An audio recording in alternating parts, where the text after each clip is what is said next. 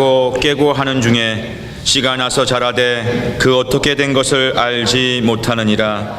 땅이 스스로 열매를 맺되 처음에는 싹이요 다음에는 이삭이요 그 다음에는 이삭의 충실한 곡식이라. 열매가 익으면 곧 낫을 되나니 이는 추수 때가 이르렀음이니라. 아멘. 이제 찬양대의 찬양 후에 정원 가꾸는 일이라는 제목의 말씀으로 은혜 받으시기를 바랍니다.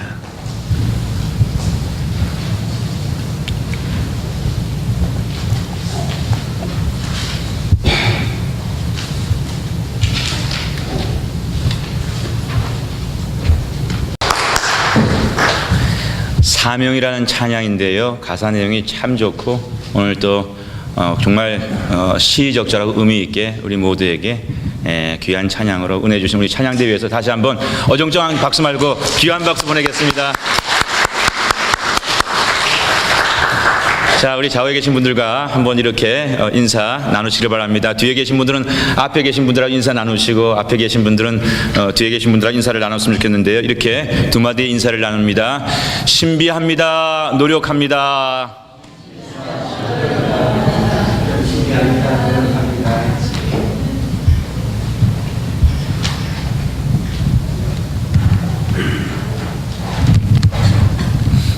오늘 우리가 함께 읽은 말씀은 예수님의 비유의 말씀입니다. 하나님 나라, 킹덤 오브 갓, 하나님 나라에 관한 비유의 말씀입니다. 어떻게 하나님 나라를 비유하셨는지 우리 다시 한번 기억을 떠올려 보지요. 26절 말씀 한번 같이 보겠습니다.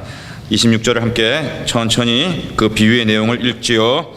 또 가라사대 하나님의 나라는 사람의 씨를 땅에 뿌린과 같으니. 사람이 땅에 씨를 뿌리는 것 같은 것이 하나님의 나라라고 하는 그와 같은 비유입니다. 우리 씨 뿌리는 사람들에게 하나님의 나라는 늘 하나님의 정원이에요. 에덴이에요.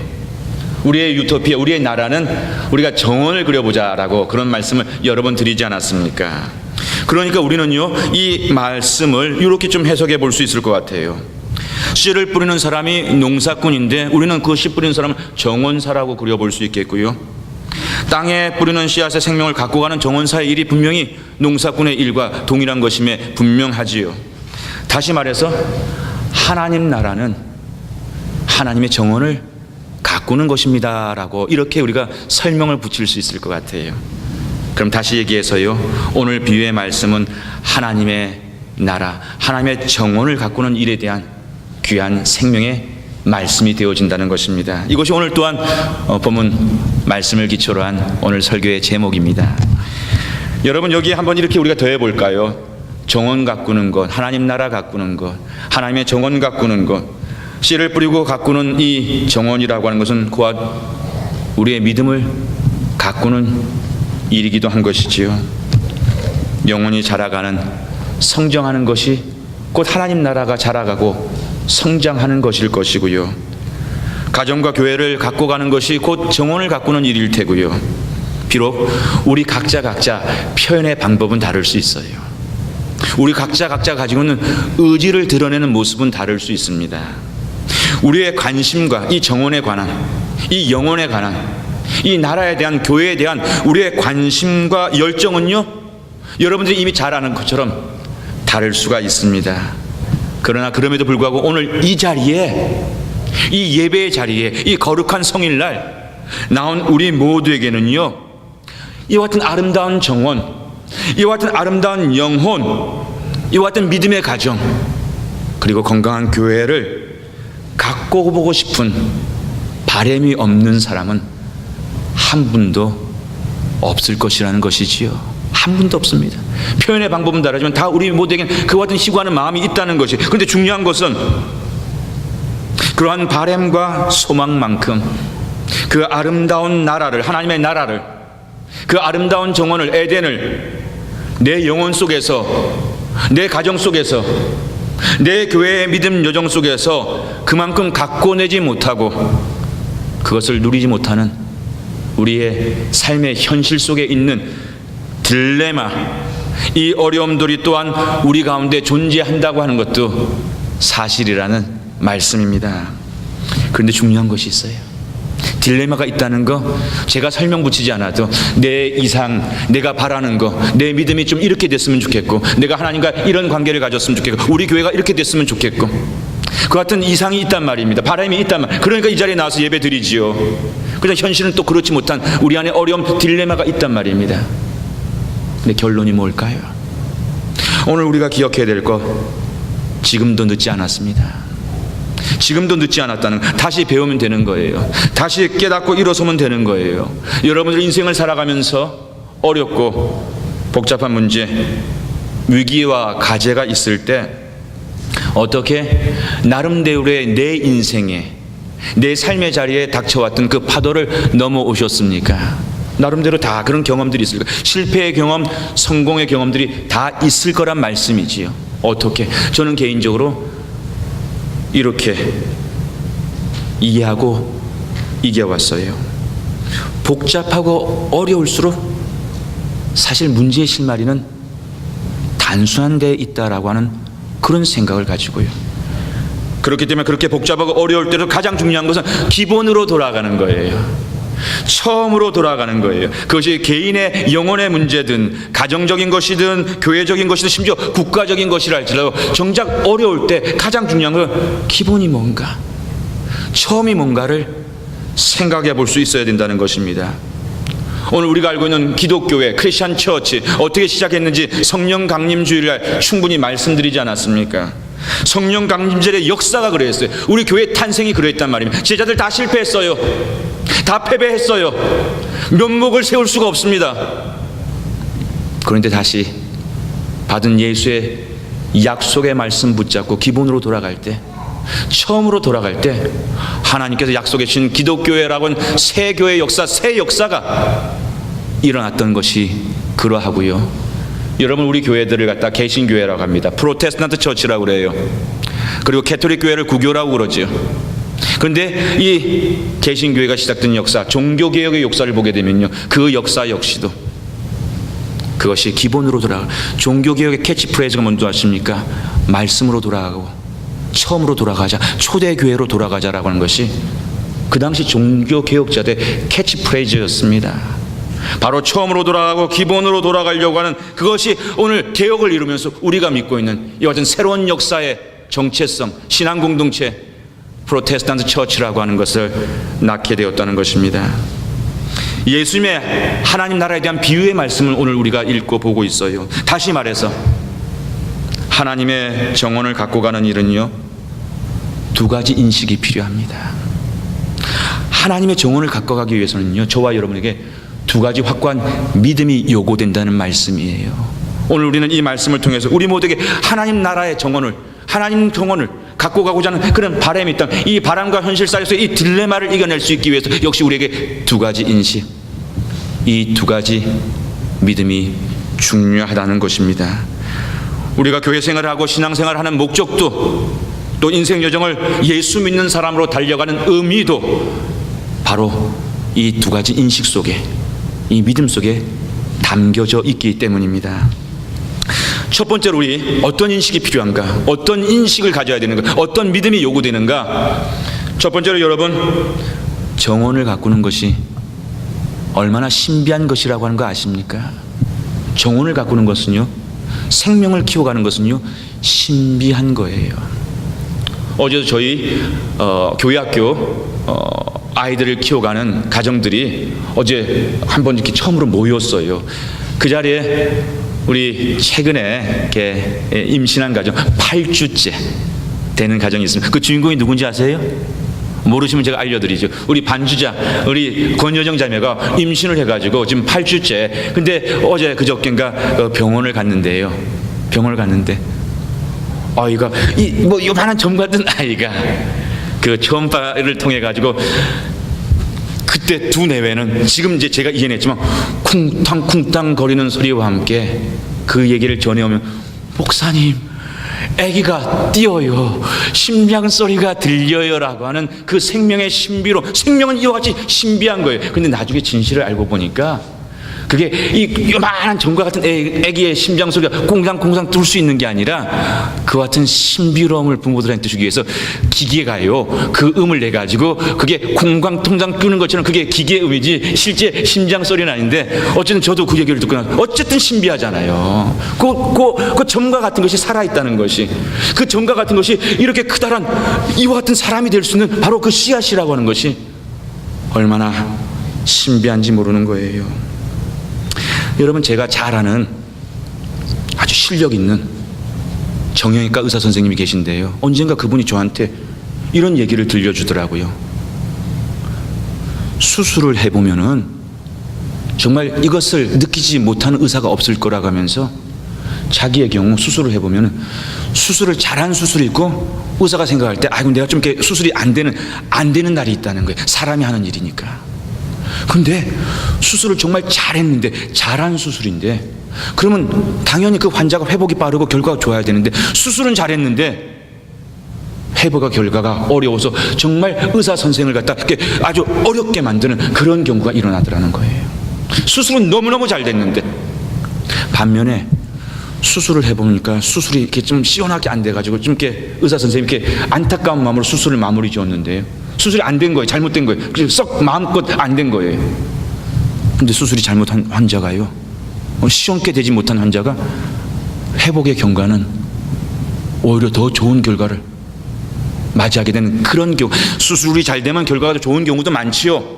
수술이 못 되면 결과가 나쁜 경우가 많죠. 그런데 이 의사 선생님이 느낄 때, 목사님, 사람을 고치는 일이 사람의 손에, 의사 선생님의 수술에만 있지 않다라고 하는 신기한 경험을 할 때가 그리도 많다라는 고백이었습니다. 수술은 의사 선생님이 하지만요, 최선은 의사 선생님 다 하지만은 정말 환자가 낫고 빨리 잘 아물고 고쳐지고라고 하는 그것은 신기할 정도로 이분은 예수를 아직 깊이 만나지 못한 분이시기 때문에 하늘이 하는 것이고요, 신이 하는 것을 느끼지 않을 수 없다라고 하는 그런 이야기의 내용입니다. 오늘도 예수님은 씨를 뿌리는 농사꾼을 비유하면서요, 하나님의 나라를, 하나님의 정원을 이렇게 풀어서 우리에게 설명을 해 주시는 거예요. 어떻게 풀어서 설명하셨는지 27절 말씀으로 돌아갑니다. 우리 다 함께 27절 말씀 함께 읽지요. 저가 밤낮 자고 깨고 하는 중에 씨가 나서 자라되 그 어떻게 된 것을 알지 못하느니라. 씨를 누가 뿌렸어요? 씨 뿌리는 사람이 뿌렸잖아요. 농사꾼이 뿌렸잖아요. 정원사가 뿌렸잖아요. 근데 자라는 것은요, 뿌리기는 내가 뿌렸는데 그 자라는 것은 뿌리는 사람도 알지 못하는 가운데 자라게 되는 그런 가드닝이, 그런 농사가 바로 이 농군의 고백과 같은 하나님 나라, 하나님 정원에 대한 비유의 말씀이라는 것입니다. 예수님이 오늘 전하시는 첫 번째 메시지의 결론이 무엇인지 아십니까? 하나님 나라의 성장, 하나님 나라의 확장, 하나님의 정원의 아름다움, 교회의 부흥과 성장, 우리 영혼이 자라나는 것, 우리 믿음이 커가는 것, 우리의 가정과 우리의 교회가 자라간다고 하는 것은 신비로운 것이라는 말씀입니다. 신비로운 것. 정원 가꾸는 일이 놀랍고 신비로운 것처럼, 수술하는 일이 놀랍고 신비로운 것처럼 신앙생활 속에서는 신비로움이 있어야 된다는 거예요. 신비로움이, 미스테리어스한 하나님의 역사하심, 간섭하심. 씨 뿌리는 당사자도, 가꾸는 당사자도 모르게 자라간다라는 이 신비 말입니다. 우주를 향해 오늘 현대인들이 로켓을 쏘옵니다. 인간의 유전자, 게놈 지도라고 하죠. 인간의 유전자를 거의 다 분석해내고 있다고 하는 오늘 현대 과학의 승리, 쾌거입니다. 생명복제의 비밀을 다 아는 듯해요. 오늘 현대인들의 자아는요, 이와 같은 성취와 함께, 이와 같은 과학, 문명의 진보와 함께 얼마나 커졌는지 몰라요. 자신만만한지 몰라요. 모든 것이 점점 더 우주의 신비도, 인생의 신비도, 생명의 신비도 점점 우리 과학의 손에 있는 것만 같이 에고가 커지고 있으니까요. 그럼에도 불구하고 인생은 알아요. 아까 의사 선생님 설명해 드렸듯이 과학자들도 알아요. 현대 과학의 한계라고 하는 것이 여전히 존재하고, 의사 선생님이 수술을 했지만 무력할 수밖에 없는, 결국 사람을 궁극적으로 아물게 하고 치우게 하고 그 면역계통이 돌아오게 하고, 이 모든 거에서는 의사의 무력함을 인정할 수밖에 없노라고 하는 이 고백 말입니다. 사랑하는 가족 여러분, 바로 우리 신앙생활의 출발점이, 우리가 다시 시작한다면 다시 시작해야 되는 그 시작점도요, 마치 정형외과 선생님이, 참 신기합니다. 내 능력 바깥에 환자는 그렇게 고쳐지더라고요 라고 하는 이와 같은 인정이, 이와 같은 고백이 필요하다는 말씀입니다.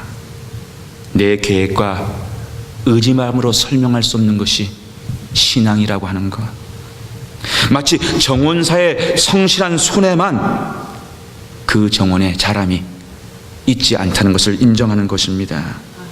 누구의 손에 그러면 있습니까? 누구의 손에? 아버지 하나님의 손에 있는 것이지요.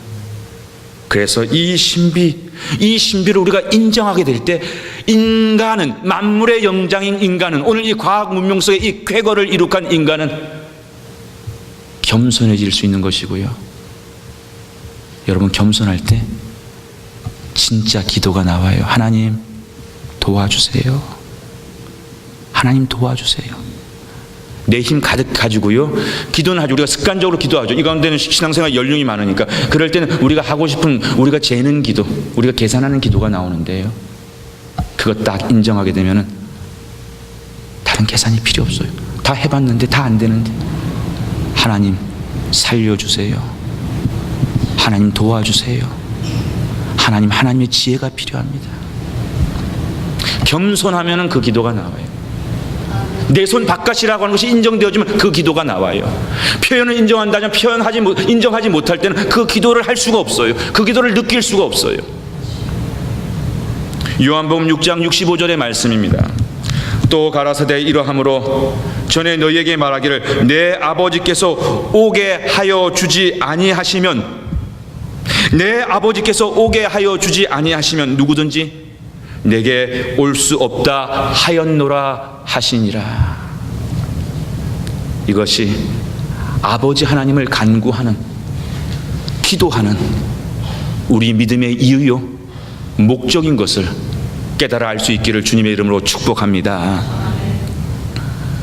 두 번째, 오늘 우리가 두 가지 인식이 필요하다고 그랬는데요, 믿음의 새로운 출발을 위해서, 정원 가꾸기를 위해서. 두 번째, 여러분, 정원을 가꾸는 일이 얼마나 많은 정원사의 수고, 땀을 필요로 하는지 아시지요? 그래서 게으른 사람은 정원 못 가꿔요. 아이고, 그거 뭐 따먹으려고 그 수고로 땀을 흘려? 하나는 가면 되잖아. 그거 뭐 마트에 가면 요즘에 가격도 싸던데 뭐. 게으르면요, 귀찮으면요, 정원 못 가꿔요. 정원 가꾸는데 얼마나 많은 수고가 들어가는데. 땅이 스스로 열매를 맺는다는 말처럼 우리가 종종 이런 얘기를 할 때가 있어요. 아이들이 잘 자라줬지요. 정말 아이들이 잘 커서 부모님께 어떻게 잘 키우셨어 물어보면요, 부모님 가운데서 이런 얘기를 하시는 분들이 정말 있어요. 아이들이 잘 커졌지요. 제가 키웠는가요? 아이들이 잘 커졌지요. 마찬가지로 땅이 스스로 열매를 낸다니까는요, 식물의 성장 과정이 정원사의 수고를, 부모의 노력과 지혜를 뛰어넘는 신비한 것이 사실인 것처럼 그렇게 자라가는 것이요, 또한 자연 법칙 가운데 이루어지는 것도 사실이라는 말씀입니다. 어떤 자연 법칙인가 한번 우리 생각해 보죠. 28절과 29절 말씀 한번 찾아보겠습니다. 28절과 29절 말씀 보면은 어떻게 식물이 이렇게 자라서 결실하게 되는지 아주 그 자연 법칙의 과정을 소상하게 짧은 몇 구절에 비운데도요, 아이고 정말 우리 주님의 지혜는 정말 대단합니다. 28절과 29절 말씀 함께 읽습니다. 땅이 스스로 열매를 맺되 처음에는 싹이요, 다음에는 이삭이요, 그 다음에는 이삭의 충실한 곡식이라.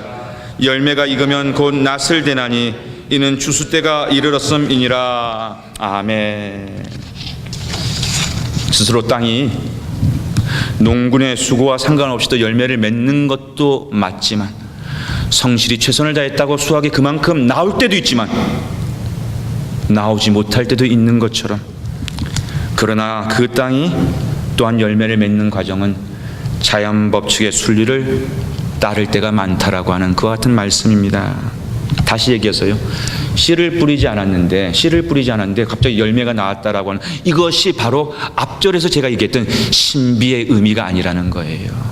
그것이 성경이 얘기하는 기적의 의미를 충분히 설명하지 못한다는 것입니다.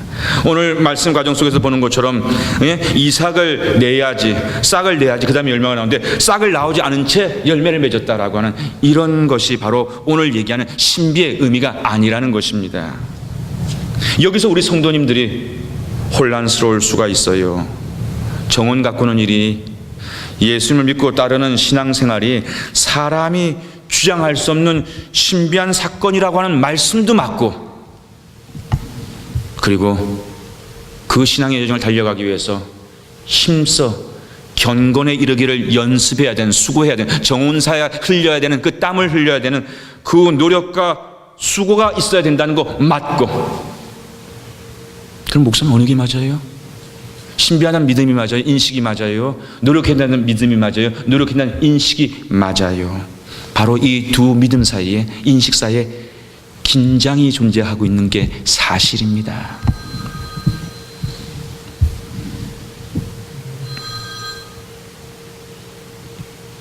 그래서 신앙생활 보게 되면요, 우리 가운데서도요, 하늘의 하나님의 섭리를 더 쫓고자 하는 신비파가 있는가 하면은요, 좀 더 사람이 할 수 있는 그 최선의 훈련과 노력을 중히 여기려고 하는 노력파가 있는 것도 사실입니다. 교회의 역사 속에서 하나님의 절대 주권이라고 하는 하나님의 그 절대 주권을 인정하는 장로교회의 전통이 있는가 하면요, 하나님 앞에서 부여받은 여전히 존재하는 자유의지를 가지고 사람이 할 수 있는 부분에 좀 더 많은 것을 믿음의 여정 속에서 쏟아내야 된다라고 하는 믿는 감리교인들, 웨슬리안과 같은 그런 믿음의 전통 사이에 장로교와 감리교 사이에 그 긴장이 있는 것과 같은 이치라는 말씀이지요. 근데 여러분, 중요한 것은 이 두 가지 인식이, 이 두 가지 믿음이 우리 모두에게 다 필요하다는 거예요.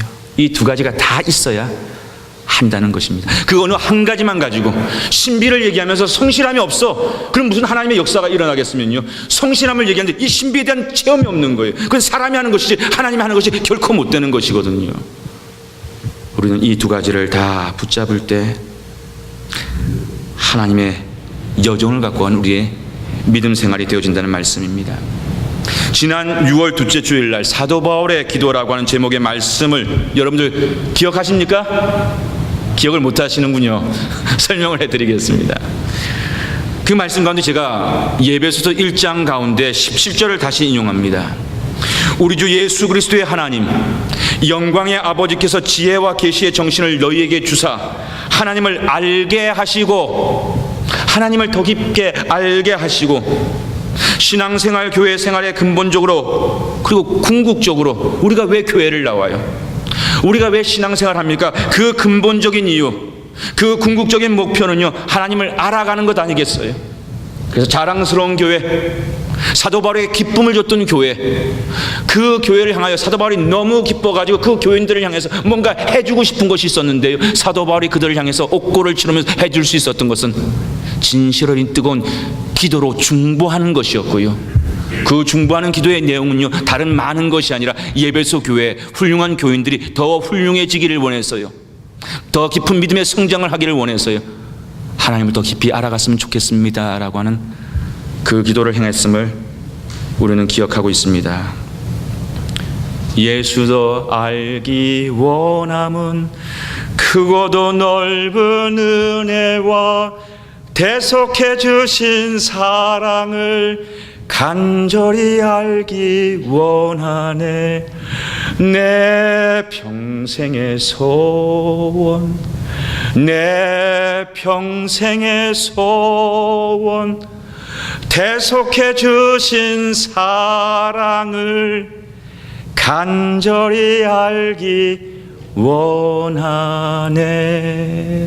저와 여러분의 평생의 소원이요, 주님, 주님을 만나기를 원하고요.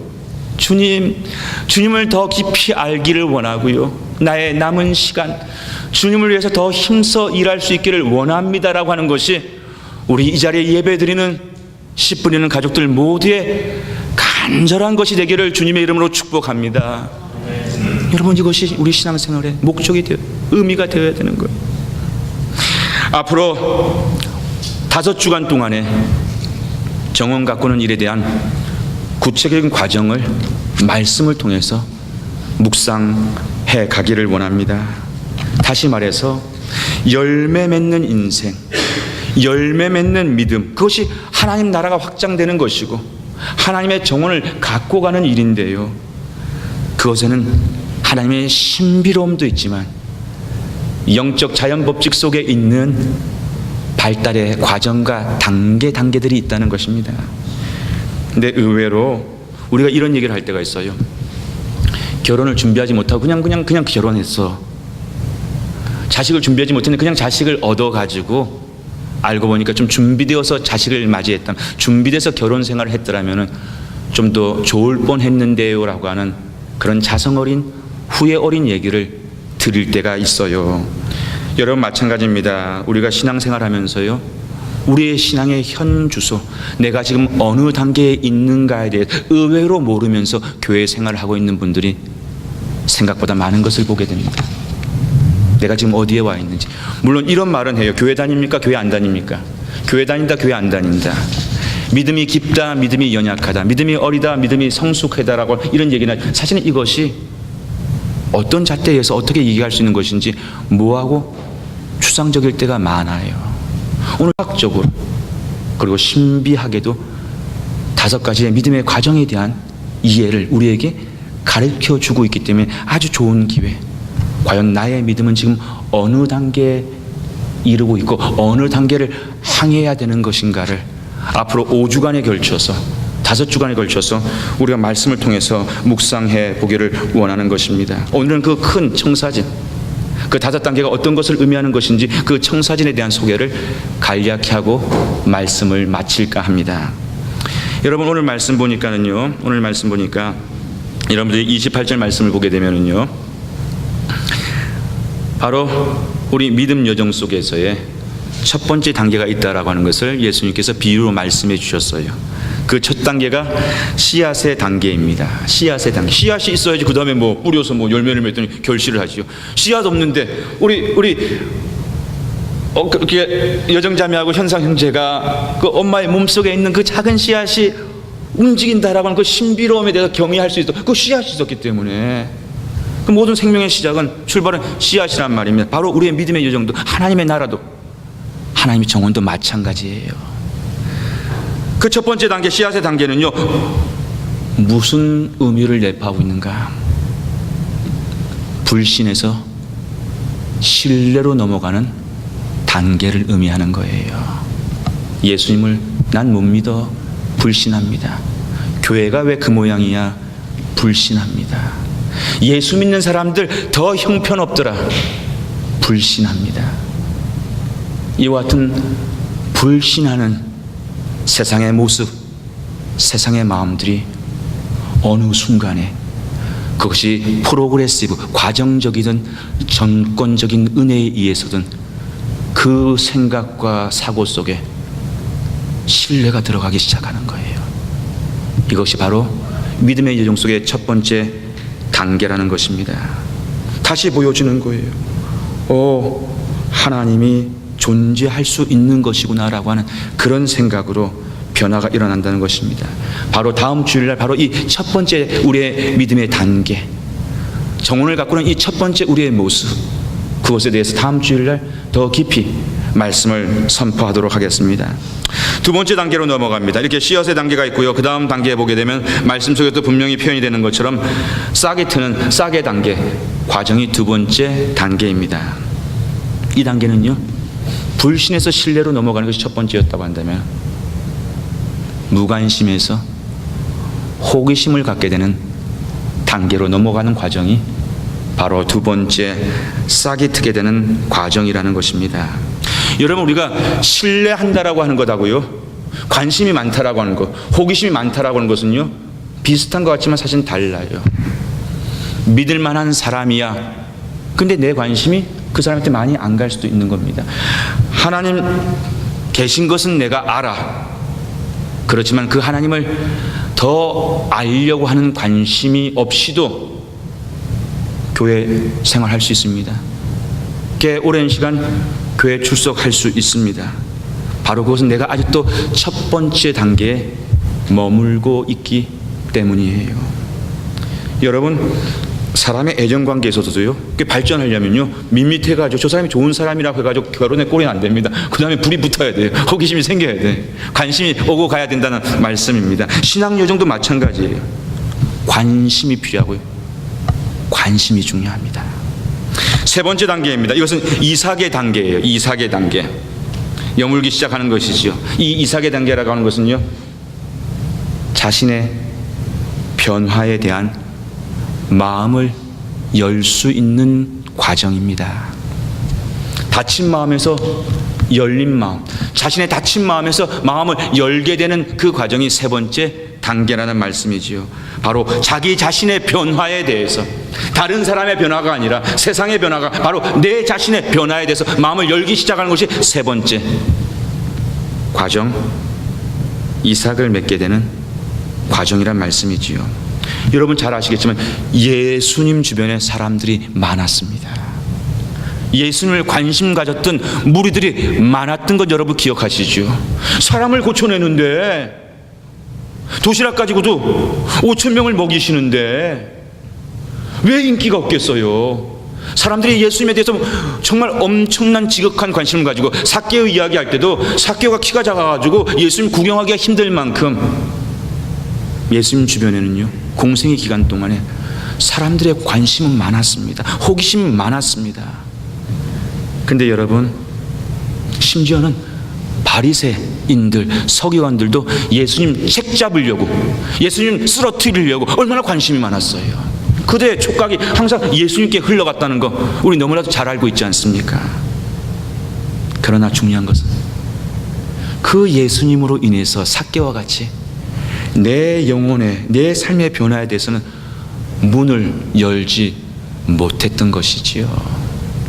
바로 이 세 번째 단계는요, 제3자의 입장, 언제나 나는 관찰자인 거예요.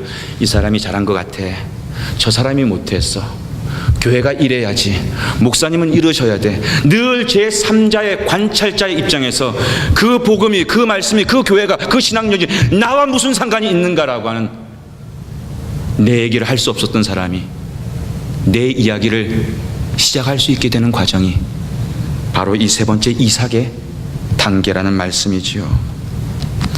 내 인생이 여전히 예수를 믿고 교회를 치는, 내 인생은 여전히 나의 것이라고 하면서 교회 생활하는 사람이 의외로 많이 있어요.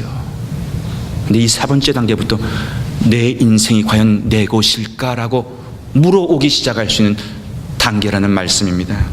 네 번째 단계는 곡식의 단계입니다. 곡식의 단계.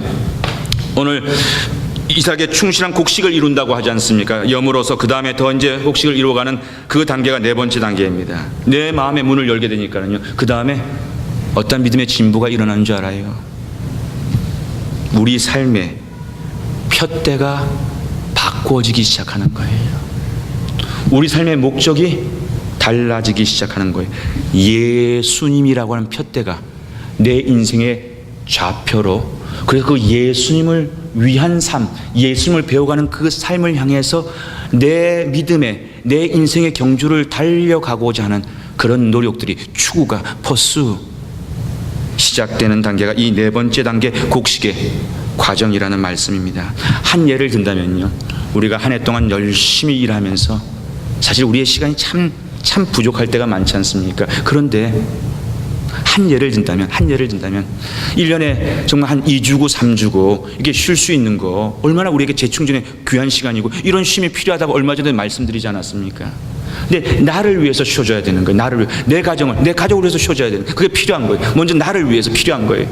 근데 나를 위해서 필요한 이 휴가라고 하는 시간이요, 내 삶의 목적에 예수님이 더 크게 다가오기 시작하니까 예수님을 위해서 그 시간을 쓰고자 하는 마음이 생기면 그걸 추구하게 돼. 그래서 실제적으로 열심히 헌신하는 많은 분들과 볼 때 그 사람의 2주짜리, 1주짜리, 석주짜리, 1달짜리 휴가가요, 선교지에 가가지고 땀을 뻘뻘 흘리면 오히려 더 큰 고생을 하고 오는 그 목적으로 그 귀한 휴가의 시간을 쓸 수 있는 믿음의 사람들이 오늘도 분명히 많다라고 하는 것을, 있다라고 하는 것을 저와 여러분이 기억할 수 있었으면 좋겠습니다. 그런 시도를 하는 거예요.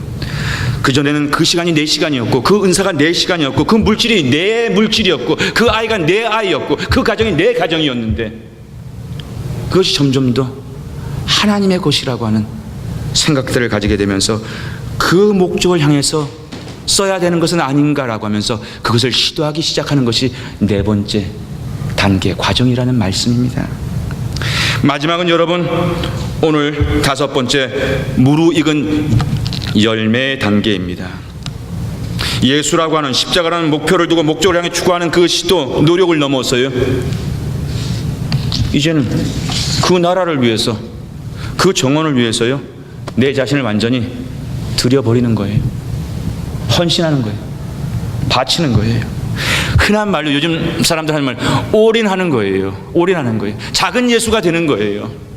내 삶은요, 내 삶은 오로지 예수님의 종이 되어서요, 예수님 하나님 나라를 위한 것에 내 삶의 모든 것들이 다 드려지게 되는 것, 바쳐지게 되는 것, 그것이 오히려 기쁨이 되는 것, 그것이 바로 5번째 단계라는 것입니다.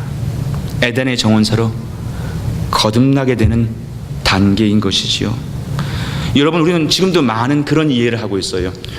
주일날 교회에 늦지 않도록 나오세요. 주일날 우리가 교회를 나온다고, 한 주간의 삶의 자리를 뒤로하고요, 가정과 일터를 뒤로하고 우리가 주일날, 안식일날, 성일날 교회를 나온다라고, 교회로 출근한다라고 그런 생각을 가질 때가 많이 있는데, 여러분, 이 5번째 단계에 들어가는 믿음의 여정은요, 주일날 교회에서 세상으로 출근하게 되는 거예요.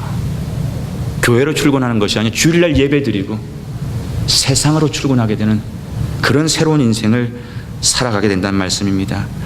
세상에서 주일날 교회에 와가지고 위로받고 돌아가는 것이 아니라 교회에서 세상을 향하여 선교사가 되어서 그 6일의 영적 전쟁과 주님의 기쁘시게 하는 그 삶을 살아가기 위해 출발한 여의 땅 출발, 그 파송을 받는 자리가 오늘 바로 이 복된 성일의 예배가 되어진다는 말씀입니다. 교회에 나오는 사람들이 아니고요, 교회를 나오는 사람이 아니라 세상을 나가는 사람들이 바로 진정한 5번째 믿음의 단계에 이른 사람들이라는 말씀이지요. 오늘도 지금 이 자리에 함께 예배를 드리고 있지만 사실 우리의 단계, 우리의 과정은 다 다를 것입니다. 여러분들이 이 말씀을 들으면서 한번 내가 과연 어느 단계일까, 클리어하게 내 단계에 대해서 이렇게 판단이 되어지는 분도 있고, 난 잘 모르겠는데 라고 하는 분도 계실지 모르겠어요. 한 주간 동안 묵상해 보시자고요. 묵상해 보시자, 기도해 보시자. 나는 지금 어느 단계에 와 있는가, 어느 단계에 와 있는가, 신뢰의 단계에는 와 있는가, 아직도 신뢰의 단계조차도 와 있지 못한가, 호기심의 단계에는 와 있는가, 그리고 예수 그리스도를 목표할 수 있는 그 단계는 와 있는가. 우리의 단계를 한번 물어보기를 원합니다. 모르니까, 상대를 모르니까, 나를 모르니까, 나는 이런 의미로 얘기했는데 상대, 서로 가지고 있는 단계가 다르니까 오해가 일어나고 갈등이 일어나는 경우가 많은 거예요. 전하는 사람도 틀림이 없고요, 듣는 사람도 틀림이 없지만 전하는 사람의 단계와 듣는 사람의 단계가 다를 때요, 그 말이 오해가 되고 그 이해가 갈등이 될 수 있기 때문입니다. 사랑하는 가족 여러분, 그러나 중요한 것이 있어요. 그것은 저와 여러분, 우리 모두에게는 지금도 하나님의 정원 가꾸는 일을 통해서 하나님의 신비를 경험하고 싶어하는 마음이 있는 것이고요, 지금도 우리가 그만큼 노력을 한다 못한다를 떠나서 무르익은 열매, 수확 맺는, 열매 맺는 그런 믿음 생활을 하고자 하는 그런 바람이 있기 때문에 오늘 서두에도 말씀드렸듯이 오늘 이 자리에 우리가 함께 모여서 예배를 드리고 있다는 사실입니다. 바로 그곳에서부터 우리가 함께 시작하면 되는 거예요. 함께 다시 출발하면 되는 거예요. 그런데 이번에는 제대로 하시자고요. 이번엔 대충대충이 아니라 정말 제대로 하시자고요. 그 제대로 하는 출발, 새로운 시작을 통해서 아름다운 정원사가 되어서 내 영혼부터, 우리의 가정부터, 우리의 교회와 우리가 서 있는 이 지역사회 공동체 안에서 하나님의 거룩한 정원 에덴을 함께 갖고 가는 사람들이, 씨 뿌리는 사람들, 함께 갖고 가는 교회가, 저와 여러분이 달려가는 씨 뿌리는 교회가 되기를 주님의 이름으로 축복합니다. 기도하겠습니다.